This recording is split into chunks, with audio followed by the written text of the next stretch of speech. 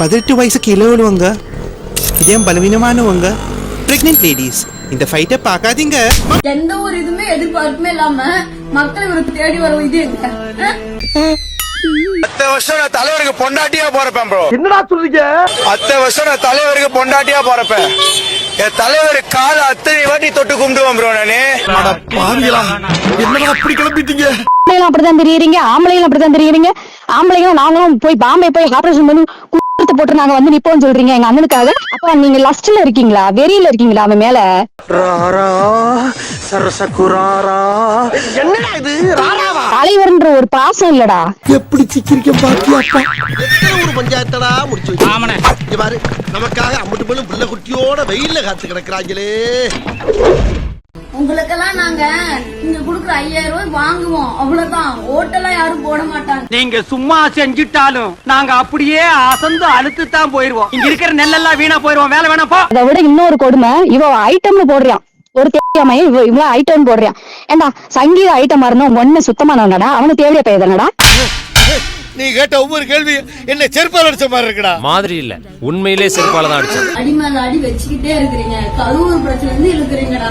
இன்னும் எவ்வளவுதானே பேசுறீங்க? நீங்க என்ன வேணா பண்ணுங்க, இந்த மனசு எதுக்கெல்லாம் உடஞ்சு போக மாட்டாரு. நாங்க இருக்கிறோம் சப்போர்ட்டா. எங்க அண்ணன் நாங்க ஜெயிக்க வைப்போம். எல்லாரும் எல்லா நிலைமையும் மாறும்னு அவ்வளவு ஆசையோட இருந்தோம். நான் பேசவே கூடாது. நீங்க சொல்றபடி ஒரு வாதத்துக்கு வச்சுக்கிட்டாலும் ஒரு தேவை கூட எவன்டா குடும்பம் நடத்துவீங்க? ஒரு தேவையா என்னடா குடும்பம் நடத்துவீங்க? தற்கூரி எது? அதுக்கு என்னப்பா? ரைட் விடு. இந்த கிளிக்கு இந்த ஒரு காரியா இருப்பா. விடு 2024 ஜெயிச்சிருவாரு. எங்கேயோ போய்ட்டடா நீ. எங்கேயோ போய்ட்ட. பர்சனல் இஷ்யூவை எதுக்கு வெளியில கொண்டு வந்து விட்டு அதை ஏன் இவ்வளவு பெருசு பண்ணி அந்த அவர் பேரை டேமேஜ் பண்றதுனால உங்களுக்கு என்ன வரப்போகுது? மச்சா யாரா இவனுங்க? எங்கிந்திரா வந்துக்கிறாங்க? இன்னைக்குதான் உங்களுக்கு விஜய் தலைவர், நீங்க ரசிகர். ஆனா சங்கீதாவுக்கு 27 ஆண்டுகளா அவங்க வந்து மனைவி. போல தெரிஞ்சுக்க. 1999 விஜய்க்கும் சங்கீதாவுக்கும் திருமணம் நடக்குது. அந்த நேரங்கள்ல விஜயோட படம் எல்லாமே பிளாப். எப்போ 1998 இருக்கட்டும், 99 இருக்கட்டும், வரிசையா எல்லா படமும் பிளாப். துல்லாமலும் துள்ளும் ஒரு படம் மட்டும் தான் அதுல ஹிட். அப்போ இன்னைக்கு நீ அவர் பெரிய சூப்பர் ஸ்டார் ஆயிட்டாரு, அரசியல் கட்சி தலைவர் ஆயிட்டாரு நீங்க சொல்றீங்க. அப்ப வரல. அவரை தோல்வி நாயகன் சொல்லும் போது பிளாப் ஹீரோன்னு சொல்லி தமிழ்நாட்டு மக்களால் ஒதுக்கப்படுற சூழல் உருவாகும் போது நான் அவர் திருமணம் பண்ணிக்கிறேன் அப்படின்னு சொல்லி அவங்க திருமணம் பண்ணிட்டாங்க. அது உங்களுக்கு தெரியுமா? அவங்க வந்த பிறகுதான் நிறைய படங்கள் ஹிட் ஆகுது. விஜய்னா வெற்றி நாயகன் அப்படிங்கிற பேரை கொடுத்து தெரியுமா? குஷி படம். அதுக்கு முக்கியமான காரணம் டைரக்டர் எஸ் கே சூர்யா, ரெண்டாவது காரணம் சங்கீதா. ஏன்னா சங்கீதா தான் இந்த படத்துல நடிகை நல்ல கதையா இருக்குன்னு சொன்னாங்க. ஏன்னா அதுக்கு முன்பு வரைக்கும் அவங்க அப்பா சந்திரசேகர் கண்ட்ரோலா இருந்தாரு. நிறைய படம் பிளாப் ஆன காரணம் அப்பா தான். ஏதாவது ஒரு மொக்க கதை நடிக்க விட்டுறாங்க. சங்கீதா வந்த பிறகுதான் இந்த குஷி படத்தோட கதை நல்லா இருக்கு நடிகன்னு சொன்னாங்க. அந்த படம் பயங்கரமான ஹிட். குஷி, பிரியமானவளே, அதுக்கடுத்து வந்து ஃப்ரெண்ட்ஸ் படம் வந்துச்சு. ஃப்ரெண்ட்ஸ் படம் அதை விட ஹிட், வரிசையா ஹிட். இது எல்லாத்துக்கும் காரணம் இயக்குனரா இருக்கலாம், இவர் நடிச்சிருக்கலாம். ஆனா இந்த படத்துல நடிங்க அப்படின்னு சொல்லி அவரை நடிக்க வச்சது சங்கீதா தான். ஏன்னா இது விஜய் சொல்லியிருக்காரு, நான் சொல்லல. உங்க விஜய் தோல்வியில் இருக்கும்போது தேடி வந்து திருமணம் செஞ்சுக்கிட்டான். அவர் ஒரு வெற்றி நாயகன் ஆக்குறதுக்கு சங்கீதா மிக முக்கியமான காரணம். அது உங்களுக்கு தெரியுமா? விஜய்க்கு சங்கீதாவுக்கு திருமணம் நடக்கும்போது நீ பார்த்திருக்கவே மாட்டேன். ஏன்னா அவங்க திருமணம் ஆகி 27 ஆச்சு ஆண்டு. வயசு 20 வயசு தான் இருக்கும். நீ சங்கீதா பத்தி அநாகரிகமா பேசுற. என்கிட்ட வச்சுக்கிட்ட விளக்கு மறுப்பிஞ்சிரும். இன்னொரு கொடுமை என்னன்னா, திமுக பணம் வாங்கிட்டாங்க, திமுகவின் கைக்கூலி அப்படின்னு ஒருத்தன் போடுறான். விஜய்க்கும் சங்கீதாவுக்கு திருமணம் நடக்கும்போது விஜய் எவ்வளவு பெரிய வசதி இருந்தாரோ, விஜய் எவ்வளவு பெரிய போலீஸ் இருந்தாரோ அதே அளவுக்கு சொத்து உள்ளவங்க தான் சங்கீதா. சங்கீதா ஈழத்து பெண், லண்டன்ல சேர்ந்தவங்க. விஜய்க்கு எவ்வளவு சொத்து இருந்துச்சோ அதுக்கு இணையான சொத்து இருந்துச்சு யாருக்கு? சங்கீதாவுக்கு. அவங்க பெரிய கோடி சொல்றாங்க. நான் போற பக்கம் சொல்றேன், நீ திமுக பணம் வாங்கிட்டேன்ற சங்கீதா பார்த்து டேய் உள்ள அடிப்படை அறிவு இருந்தா இல்லையாடா? உள்ள அறிவு கெட்டவனே, மானம் கெட்டவனே, வாயை பாறா, மாடு மாதிரி மின்னுக்கிறியடா. உரைக்குதா இல்லையா நான் சொல்றது? ஏதோ உரைக்குதா இல்லையா உனக்கு?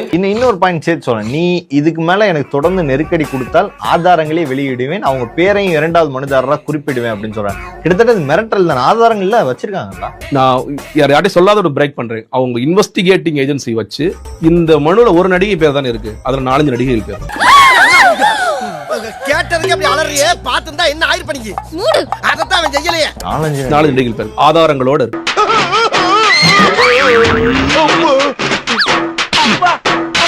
இது கூட இருக்க எல்லாம் விஜய் டீம் எப்படி ஆதாரங்கள் எல்லாம் வச்சிருக்காங்க, எல்லாமே பக்கம் வச்சிருக்காங்க. அவங்க ரொம்ப டீசென்ட்டா இந்த நடிகை பேர் நமக்கு தெரிஞ்சா கூட, உலகத்துக்கே தெரிஞ்சா கூட அதை கூட பேச வேண்டாம்னு கடந்து போறாங்க. வெளில போன என்ன வெட்டிட்டு வாங்கம்மா.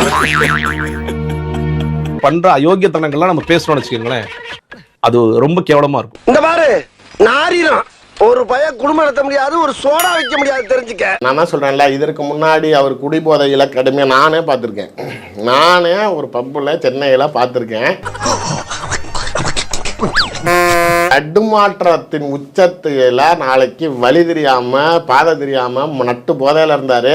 அப்பயும் இவங்க சொல்ற அதே நடிகையும் இவரும் அந்த ஹோட்டல்லயே ரூம் போட்டாங்க. ஐயோ இந்த ஆளு டீச்சரை வச்சிருக்காண்டோ, அத நான் பார்த்து போட்டேன்டோ, இதை யாராவது கிட்ட நான் சொல்ல வேணும்டோ. நான் பார்த்துருக்கேன் என் கண்ணால. வேணா தைரியம் இருந்தா த்ரிஷாவை எனக்கு டிஃபர்மேஷன் நோட்டீஸ் கொடுக்க சொல்லி எந்த ஹோட்டலும் எத்தனை மணிக்கு எங்க பார்த்தேன் நான் கோர்ட்ல சொல்றேன். அவ்வளவு பெரிய காமோனானே இது ஒரு தங்கமலை ரகசியம்ரா. எதையும் கேக்குறாரா? ஊருக்கே தெரிஞ்ச விஷயம் இதுல என்ன ரகசியம்? 2 பேரும் நாளைக்கு ஒரே ரூம்ல தான் போய் அன்னைக்கு நைட்டு தங்கினாங்க நுங்கம்பாக்கத்துல ஒரு ஹோட்டலு.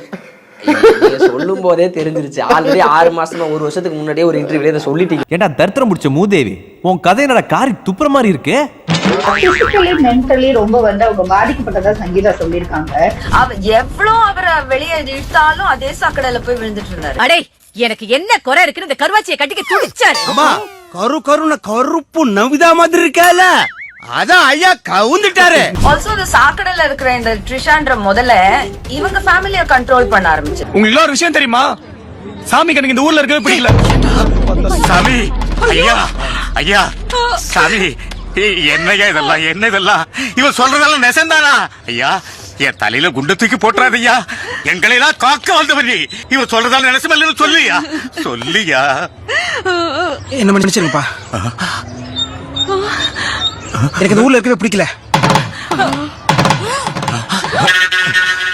த்ரிஷாவோட ஜல்சா பண்ணாரு. காடு வாங்குது, வீடு போகுது, இந்த வயசுல உனக்கு பொண்ணாடா அவனே. சங்கீதா மேல ரொம்ப பல ஆண்டுகளா காண்டு. அவங்க இன்ஸ்டால போடுற அந்த விஜயோட நெருக்கமான போட்டோஸ் எல்லாம் சங்கீதாவை வெறுப்பேத்துறதுக்கு தான். அப்ப இவனோட கள்ளக்காதலா? அடி சண்டால சிரிக்கி, இப்படி எடக்கு முடக்கா கல்யாணம் பண்ணிருக்கியே, குழந்தை பிறந்து யார அப்பான்னு கேட்டா 3 பேர்ல யார கைய காட்டுவ? ஒருத்தங்க கிடையாது, 2 பேர். நான் நடிகைகள்னு சொல்லி இவரு நடிகைன்னு சொல்லுவாங்க. நல்லா கவனிச்சீங்கன்னா தெரியும், அவங்க நடிகைன்னு சில நிறைய இடத்துல வரதே தவிர அவங்க ஒரு நடிகையை சொல்லல, அவங்க 2 நடிகையை சொல்றாங்க. ஓராஞ்சாரம் பார்த்து ஒதுங்கணும் பதமா, பின்ன ஓட தண்ணி மெல்லலாவகமாவும் முதுகத்தை. ஒருத்தனுக்கு எந்திரிச்சு நிக்கவே ஒக்கில்லையா, அவனுக்கு 9 பொண்டாட்டி கேக்குதா? நடிகைன்னு அவங்க சொன்னது ஒருத்தங்க கிடையாது, 2 பேர். நடிகைகள்னு சொல்லி இவரு நடிகைன்னு சொல்லுவாங்க. அது அந்த சம்பவம் சார்ந்த அந்த நடிகைங்கிறாங்க. அதாவது இந்த வெளிநாடுகளுக்கு சுற்றுப்பயணம் போறதோ, புகைப்படங்கள் வெளியிடுறதோ, அந்த தொடர்பை துண்டிச்சுக்கிறேன்னு சொன்னதோ, அந்த இதெல்லாம் வந்து ஒரு நடிகையை சொல்றாங்க. வீட்டுக்குள்ளாரியே ஒரு நடிகையை வச்சு கூட்டிட்டு வந்து குடுத்தனம் நடத்துறாருங்கிறாங்களா, அது வேற நடிகை. நான் உன்னை தெரியாம தான் கேக்குறேன், உன் கெட்டுக்கு 3 பொண்டாட்டியாரா? 3 பொண்டாட்டியா? ஏன்னா எனக்கு தெரிஞ்ச வரைக்கும் அதிகபட்சம் விஜய் வந்து அந்த இன்னொரு நடிகையோட வீட்டுக்கு தான், அந்த நாய் வளர்க்குற நடிகையோட வீட்டுக்கு தான் போவாரு. ஏயா கத்துற? நாயை விட நீ கத்துற கத்துல என்ன போட்டு விட்டு போயிருக்க? வீட்டுக்கு கூட்டு வந்ததுல, வீட்டுக்கு கூட்டு வந்த நடிகை சர்ச்சையானது இவங்க தான். தீராத விளையாட்டு பிள்ளைதாங்க, ஆனா ஸ்போர்ட்ஸ்ல இல்ல.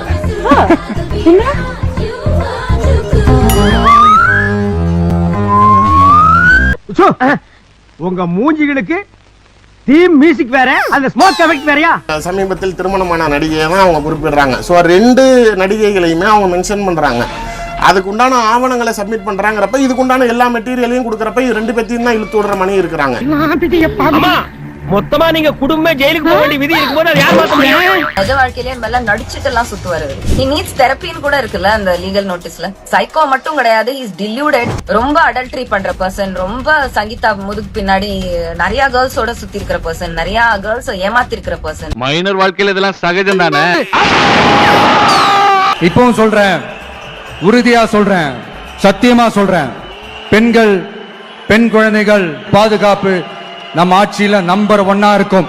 விளம்பரத்தை பார்த்து விட்டு விழுந்துடாத ஆத்துக்குள்ள நடனம் ஆடி காட்டிடுவா, மாட்டிக்காத சேத்துக்குள்ள. அவ சைனா மேடுமா, இவன் பக்கா ஃப்ராடுமா? யார் அந்த 3 பேரு? ஐயா இவங்களே தெரியாதா? இவங்க தான் நீதி நியாயம் நேர்மைங்கய்யா. யாரு நீதி? ஐயா அவர் தாங்க நீதி. அவரை பார்த்து நீதின்னு சொல்லிட்டு ஒரு 10 செகண்ட் சிரிக்காம இருங்க பாப்போம். ஹார்திக் பாண்டியாக்கு டிவோர்ஸ் ஆயிடுச்சுன்ற ஒரு நியூஸ் உங்க எல்லாருக்குமே பை திஸ் டைம் தெரிஞ்சிருக்கும். சமந்தா, நாக சைத்தன்யா, ஆமீர் கான், பிரபுதேவா, ரித்திக் ரோஷன், கமல்ஹாசன், தனுஷ், ஷிகர் தவான், தீபேந்தர் கோயல், அமலா பால், ஹார்திக் பாண்டியா கடைசியில இந்த லிஸ்ட்ல. ஒவ்வொருத்தவங்களுக்கு டிவோர்ஸ் ஆகிறப்பமே வந்து இந்தியன் சொசைட்டி ஒரே மாதிரி தான் ரியாக்ட் பண்ணிருக்கு. ஐயோ டிவோர்ஸ் ஆயிடுச்சா அப்படிங்கிற ஒரு விஷயத்தை ரியாக்ட் பண்றோம்ல. இந்த டிவோர்ஸ்க்கு பின்னாடி ஒரு மிகப்பெரிய பிரச்சனை இருக்குது. அதான் இன்னைக்கு வீடியோல நம்ம டீடைலா பேச போறோம். So let's get started. அது வேற வாயி, இது நார வாய். மேட்ச் என்ன பிளேயர்னே தெரியாம ஒவ்வொருத்தரும் ஒரு ஒப்பீனியன் சொல்லிட்டு இருக்குது. எனக்கு புரியுது, எலெக்ஷன் கிட்ட வந்துட்டு இருக்கு, எல்லாருக்கும் ஓட்டு வேணும், எல்லாரும் மாத்தி மாத்தி மட்ஸ்லிங் பண்ணணும், அழுக்க தூக்கி திரிக்கணும். பட் ஒருத்தவங்களோட பர்சனல் லைஃப், ஒரு குடும்பம் வந்து அதுக்கு பலியாகிடக்கூடாது. இது தனிப்பட்ட வாழ்க்கையில நடக்கக்கூடிய ஒரு தனிப்பட்ட விஷயம். இது இங்க மட்டும் இல்ல, யாருக்கு எந்த தலைவருக்கு நாளைக்கு இது நடந்தாலும் அதை வச்சு நம்ம அரசியல் பண்ணக்கூடாது. சோறுதான் திங்கிறியா இல்ல பியல் திங்கிற இந்த பொழப்புக்கு 4 பேர் பொழைக்கிற மாட்டேன் கிகோலோ பையா அப்படின்னு சொல்லி உங்களுக்கு வாய்ஸ் ஓவர் கேட்கலையா சார்? வர்றப்ப எங்களுக்கு அப்படி போடு மாதிரி ஒரு பாட்டு ஒண்ணு வேணும் லோகேஷ் ப்ரோ. இப்பயே நாங்க ஒரு பாட்டு கேட்டேன். ஆமா, ஏன்னா அந்த அப்படி போடு அப்புறம் வந்து அப்ப புரியல, இப்ப புரியுது, இப்ப புரியுது. நம்ம தலைவன் எவ்வளவு குடும்ப குட்டியோட சந்தோஷமா இருக்கான். நம்மளும் நம்ம பொண்டாட்டியை இப்படிதான்டா பாத்துக்கணும் அப்படின்னு அவனுக்கு தோணும். கண்டிப்பா அதனாலதான் நாங்க அஜித் ரசிகன், தல ரசிகன் சொல்லி சுத்தி சொல்லுவேன். அதே மாதிரி சொல்றேன், எந்த தல ரசிகனும் சப்போர்ட் பண்ண மாட்டான். அஜித் சார் அப்படி ஒரு தப்பு பண்ணிருந்தா உண்மையா? நான் அந்த பக்கம் போறப்ப வரப்ப அந்த நேர பையன் உன் குடும்பத்தை டாரு டாரா கிளிக்கிறான். உன்ன மட்டும் கிழிச்சா பரவாயில்லடா, என் குடும்பத்தை சேர்த்து வேற கிளிக்கிறான். என்னவே அடிக்கடி வரம்பு மீறி பேசுறானே. ஏன் அதை கேவலப்பட்டு பழப்பு சோத்து தானே திங்கிற. இந்த பழப்புழைக்கிறது கீழே அசைத்து திருட்டு போயிடா. மனைவியை இயக்குவது யாராமா? திமுகவா?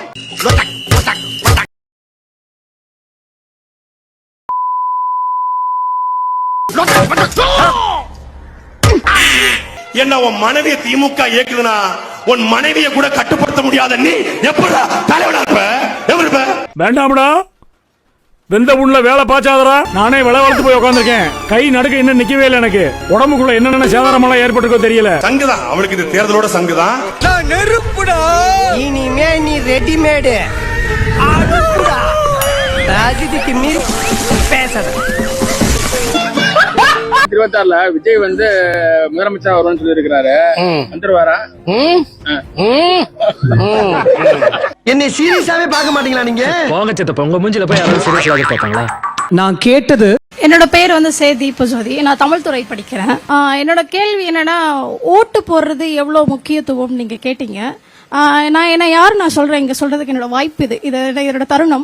நான் ஜவ்வாது மலை பழங்குடியினர் பகுதியை சேர்ந்து கல்லூரியில படிக்க வரேன். ஒரு பின்தாங்கிய வகுப்புல இருந்து இன்னைக்கு நான் ஒரு பட்டதாரியா படிக்க வர காரணம் ஓட்டு. ஏன்னா யார் அரசு என்னென்ன செய்யறாங்களோ அந்த சலுகையில நான் படிக்க வரேன். என் தந்தை வந்து பெரும்பாலும் ஒரு கூத்துவாதியார் என்பதால நாடகம் ஆடுவாரு. அவருக்கு பெரிதா அந்த ஓட்டு பத்திலாம் பெருசா புரிதல் இல்ல. கண்ணா இன்னைக்கு ஓட்டு போடுறேன்டா சொல்லி ஓட்டு போட்டு வந்துருவாரு. இப்போ நான் முதல் தலைமுறை என் வீட்டுல பட்டாதாரியா படிக்கும் போது சமத்துவம்னா என்ன, அப்பா யாருக்கு ஓட்டு போட்டா எப்படிப்பா இருக்கும்னு சொல்றேன். இந்த ஜாதி மதம் வேறுபாடு இன்றி இந்த மாதிரி ஓட்டு போடுப்பான்னு நான் அப்பாவுக்கு சொல்லி கொடுத்துருக்கேன். இந்த வருஷம் நான் ஃபர்ஸ்ட் டைம் ஓட்டு போட போறேன். என்னோட கருத்து எப்படின்னா, சமத்துவத்தையும் மதம் வேறுபாடு இல்லாத, பார்ப்பனர் ஆதிக்கம் இல்லாத யார் ஒருவர் கொள்கையை பேசுறாங்களோ அவங்களுக்கு நான் உண்மையா ஓட்டு அளிப்பேன். இதுதான் என்னோட முதல் ஓட்டா இருக்கும். நன்றி. உங்க பேர் என்ன தங்கச்சி? தீபஜோதி. தீபஜோதிக்கு ஒரு பெரிய கைத்தட்டல் கொடுத்துடலாமா? ஏன்னா அப்பா சொல்லி வளர்ந்த பெண்ணை தவிர பெண்ணா ஒரு ஸ்டூடெண்டா அவங்க புரிதல் வந்து அப்பாக்கு சொல்லி கொடுக்கறாங்க. இது பண்ணுங்க அப்படின்னு அவங்க சொல்லி கொடுக்கறாங்க. அதுவும் ரொம்ப நம்ம கல்வியினுடைய நோக்கமே அதுதானே ஹாசினி. நம்ம தெரிஞ்சுக்கிட்டு நாம பயன்படுறது மட்டும் இல்லாம நம்ம சுத்தி இருக்கிறவங்களுக்கு, குறிப்பா நம்மளுடைய பெற்றோர் அவங்களுக்கும் சேர்த்து சொல்லி கொடுக்கணும். அது ரொம்ப முக்கியம். இந்த ஃபீல்ல நான் பாட்டு கேட்டேன். ஆனா அவர் எனக்கு கொடுத்தது, நாங்க இருக்கிறோம் சப்போர்ட்டா. எங்க அண்ணன் நாங்க ஜெயிக்க வைப்போம். 2026 ஜெயிச்சிருவாரு. எல்லாம் இந்தியாவின் எதிர்கால தூண்கள். சினிமா காரியம் வச்சு கனவு காணாம எந்திரிச்சு போய் டீயா போடுறா வெண்ண. ஸ்டார்ட் பண்ணு.